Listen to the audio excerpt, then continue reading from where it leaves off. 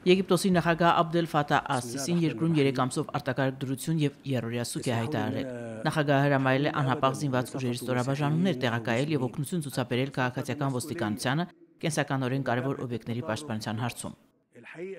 Մենք ստիպված ենք իրականացնել այս արտակարգ միջոցառումները, որպեսզի պաշտպանենք մեր երկիրն ու կանխենք ցանկացած միջամտություն։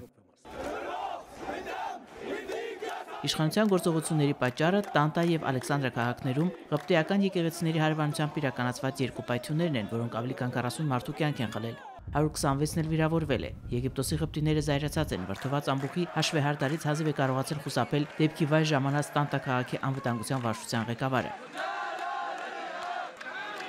Դեպքից մի ժամ հետո պաշտոնյան ազատվել է աշխատանքից։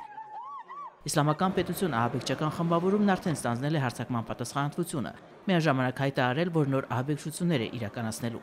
Աշխարհը դատապարտել է Եգիպտոսի բռնարարքները։ ՄԱԿ-ի անվտանգության խորհուրդը նողկալի ու ստոր է որակել հարձակումները եւ խորին ցավակցություն հայտնել զոհերի ընտանիքներին։ Ահաբեկչությունը դատապարտել է նաեւ Հռոմի Ֆրանցիսկոս Պապը եւ հայտարարել, որ դրա պատճառով չի չեղարկի իր այցը Եգիպտոս։ Մարիամ Մխիթարյան, օրակարգ։